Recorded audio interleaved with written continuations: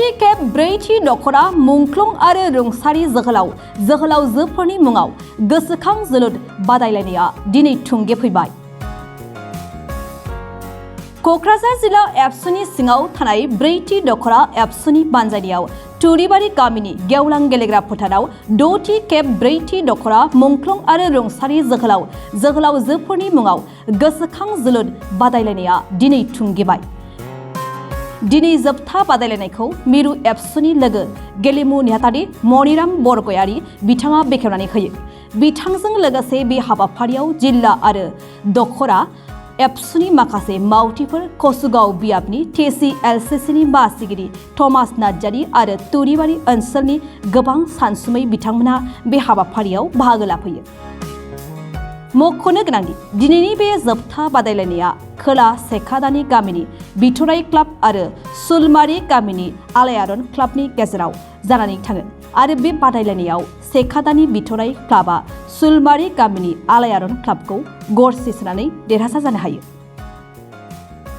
नैबे ब्रैथि दख'रा दुलाराय बर' फरायसा आफादनि मानगोनां आफादगिरि आरो गाहाय नेहाथारिजों लोगोसे गासै बिबानगिरिफोरनिसिम आं साबायखर बावगोन। बिथांमोना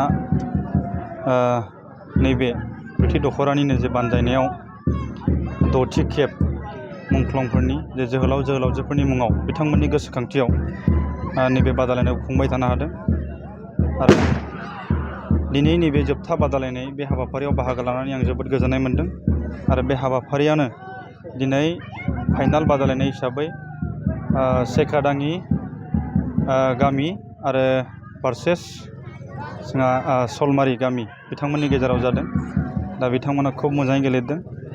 दा बाथ्राया नैबे जे दुलाराय बर' फरायसा आफादा बा बड'फानि जे सिमां बर'फोरखौ गेरेमसा हारि जे दानो नैबेखौ नोजोर बोनानै दुलाराय बर' फरायसा आफादनि जे मोनसे गेदेरथार थांखि जे बड'फा मिशन फर सास्टेनेबल चेन्ज बेखौ बिथा खालामनानै दुलाराय बर' फरायसा आफादाबो उन्दै उन्दै लाइमोनफोरनि जे 13 बोसोर बैसो सिंनि जे जोलुर बादायलायनाय हौवासाफोरनिया देग्लाय 3थि आरो हिन्जावसाफोरनिया गिबि खेब 7थि खेब बियो फाइनाल बादायलायनाया मैया मुसलपुराव बे जानानै थांबाय। दा बेनिनो हिन्जावसाफोरनिया क'क्राझार जिल्लाया देरहासार जानो हादों आरो रानार्स आपआ जोंहा उदालगुरि डिस्ट्रिक्टआ आरो हौवासाफोरनिया कार्बि आंलं जिल्लाया देरहासार जानो हादों देग्लाय आरो रानार्स आप हिसाबै क'क्राझार जिल्लायानो रानार्स आप हिसाबै देरहासार जानो हादों। दा दुलाराय बर' फरायसा आफादा जे उन्दै उन्दै लाइमोनफोरखौ दा नैबे गेलेनायजोंबो जे बिथांमोननि जे स्किल गेलेनायनि स्किल बेखौ जाहाथे लांफाबाय थानो हायो फरायनायजों लोगोसे बेखौ नोजोर बोनानै आरो बेजों लोगोसे जाय उन्दै उन्दै लाइमोनफोरा जे गाज्रि लामाजों जे आगान सुरा निसा बेसाद जानाय दा बिथांमोना जे माबा मोनसे गाज्रि हाबाफारि जे मावनाय दा नैफोर बिथिङाव जाहाथे बिथांमोना बिनिफ्राय जाहाथे जानगार जायो आरो गावखौ जाहाथे मोनसे मोजां आखलनि आरो मोजां मोनसे राफोद आरो गावखौनो जाहाथे मोजां गेलेगिरिजों लोगोसे इयुननि गावनि थांना थानाय लामाखौ जाहाथे दिहुनना लानो हायो नैबेखौ नोजोर बोनानै दुलाराय बर' फरायसा आफादा नैबे 13 बोसोर बैसोनि जोलुर बादायलायनायखौ लाबोबाय थादों आरो नै बिथिंनो जोंहा दिनै ब्रैथि दख'रा दुलाराय बर' फरायसा आफादाबो मुंख्लंफोरनि मुङाव बिथांमोननि गोसोखांथियाव जे ओनसोलाव थानाय लाइमोनफोरखौ मोनसे जावरिखांनाय बे गेलेनाय बादायलायनायजोंनो मोनसे इनभल्भ जानानै बिथांमोना गावसोरनि मोनसे राहा लामा मोजां मोनसे स्किल गेलेनायनि स्किल बेखौ जाहाथे दिन्थिनो हायो आरो बे दिन्थिनायजोंनो बिथांमोना जाहाथे गोजौ फारसे आगान सुरलांनो जे गेलेनाय बादायलायनायनि फारसे सिगां फारसे आगान सुरलांनो हायो। जेराव हलिचरनमोन बिथांमोनाबो नैबे बादायलायनाय गेलेनायजोंनो बिथांमोना दिनै गावनि थांना थानाय जे राहा लामाखौ बिथांमोना खालामनानै लानो हादों। दा बे बिथिंखौ नोजोर बोनानैनो बिथांमोना बा दख'रानि जायफोर आफादगिरि आरो गाहाय नेहाथारि ओनसोलनि बुद्धिजिबि बिथांमोना जे नैबे हाबाफारिखौ लाबोनाया बे जोबोद मोजां जादों आरो ओनसोलाव जे लाइमोनफोरा जाहाथे नैबे गेलेनाय बिथिङाव जाहाथे मोजां मोनसे आब्रुथि दावगाबोनानै उननि जे उन्दै लाइमोनफोराबो जाहाथे बिथांमोनखौ फल' खालामनानै मोजां मोनसे समाजारि मोजां मोनसे आब्रुथि ओनसोलाव मोनसे मोजां डेभेलपमेन्ट ओनसोलाव मोनसे मोजां थासारि जाहाथे बे बिथिंखौ जाहाथे मोजां थासारिया फैगोन बेखौ मिजिंथिबाय आरो बे गासैबो जे गेलेनाय बादायलायनायजोंनो बिथांमोना गावनि थांना थानाय मोनसे राहा लामाखौ बिथांमोना खालामनो हागोन आं बेखौ मिजिंथिदों आरो आं साबायखर बावगोन दख'रानि आफादगिरि गाहाय नेहाथारि आरो ओनसोलनि बुद्धिजिबि रायजो राजा बिथांमोना जे नैबे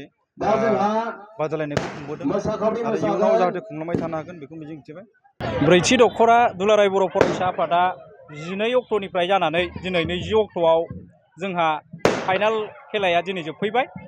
दिनै बे फाइनाल खेलायाव साउथ सेकाडानि भार्सेस आरो सुलमारि मोननैबो टिमा जयै नारा नाथा जुजिलायदोंमोन। दा जोबथारनायाव 10 मिनिटसो सिगां साउथ सेकाडानिया सुलमारिखौ गल सोनानै बिसोरो बिथांमोना दा उइनार जाबाय। दा आं खोब गोजोननाय मोनदों जे मोनफ्रोमबो गामिनि जे गेलेगिरिफ्रा मोजाङै मोजां गेलेनानै जे मोजाङै मोजां जाफुंहोबाय, जे मुंख्लं आरो रुंसारि जे फुटबल बादायलायनाय बेखौ मोजाङै मोजां जाफुंहोनो थाखाय आङो साफ्रोमबो गेलेगिरि बिथांमोननिसिम आं बे समाव ब्रैथि दख'रा दुलाराय बर' फरायसा आफादनि जानानै आं साबायखर बावहरबाय। आरो नायगिरि बिथांमोनाबो 12 अक्ट'निफ्रायनो बाहागो लायै लायै गाव गावनि खामानिखौ दोनथ'नानैबाबो जोंनि दिनै बे जोलुर बादायलायनायाव बाहागो लाफैनानै जे बिथांमोनाबो मोजाङै मोजां नायफैबाय थाबाय, जाफुंहोफैबाय। बिथांमोननिसिमबो आङो बे समाव साबायखर जासिहरबाय। दा आङो खुब गोजोननाय मोनदों गोबां आलासिफोरा बाहागो लाफैनानै बिथांमोनाबो दिनै मोजां मोजां बिबुंथि लाखिलांबाय। मिरु दुलाराय बर' फरायसा आफादनि लोगो गेलेमु नेहाथारियाबो फैनानै बेवहाय गावनि बिबुंथिनि गेजेरजों गोबां दानि थासारि आरो जोलुरनि सायावबो गोबां बुंलांबाय। सारनिसिम आं बे समाव साबायखर जासिहरबाय।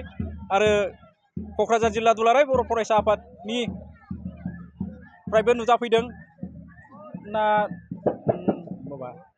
निफ्रायबो गेलेमु नेहाथारि दिन्थि ब्रह्मआ फैनानै जे बिथाङा जे किक अफ खालामनानै बेखेवनानै होलांबाय, बिथांनिसिम आं बे साबायखर जासिबाय। आरो गोबां इन्टेलेक्सुवेलफ्रा फैनानै जे बाहागो लाफैनायनि थाखाय आं बिथांमोननिसिमबो साबायखर जासिहरबाय बे समाव।